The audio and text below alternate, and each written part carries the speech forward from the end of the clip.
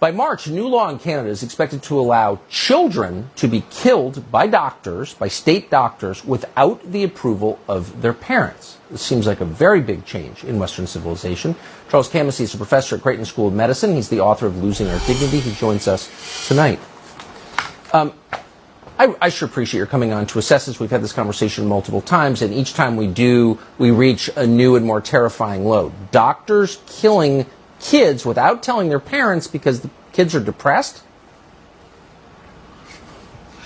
Let's see if I have the laundry list right, Tucker, at this point. We've got kids now, or what they call mature minors.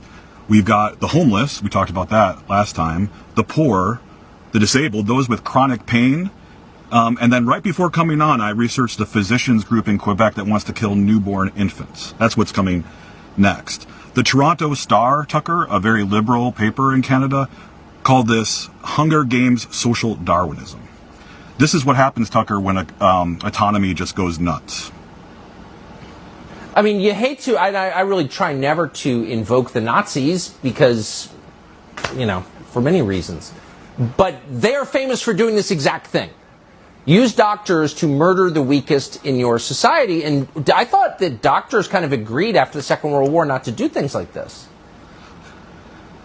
Yeah, you would think. And I'm the same way. I think we should be very, very hesitant to use those arguments. But at a certain point, Tucker, if the shoe fits, Canada has to wear it. Now, the question is, can we stop this from coming to the United States? It hasn't got here yet. And I think we can. For instance, New York, Connecticut, even deep blue states like that have not legalized even assisted suicide yet. And so what we need to do, Tucker, and all your listeners need to do this, is support in whatever way you can healthcare that is about caring, yes, not killing. In fact, there's a coalition of people coming up with a brand new medical school, the Padre Pio School of Medicine in 2026, that is going to do this very clearly, very ably.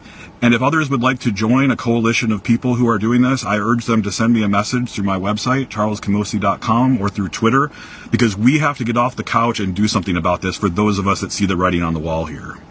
Shouldn't the American Medical Association weigh in and just say unequivocally, doctors in the United States don't get to kill children just because children are depressed? A doctor's job is to help people, make them better, not to kill them, give up on them when they're kids.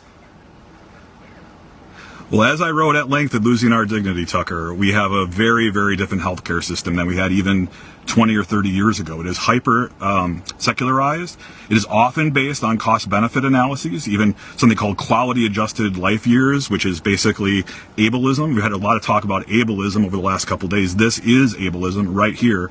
And it's no accident that the disability rights groups are our biggest allies in this. We should continue to employ them as, again, we get up off the couch here and fight.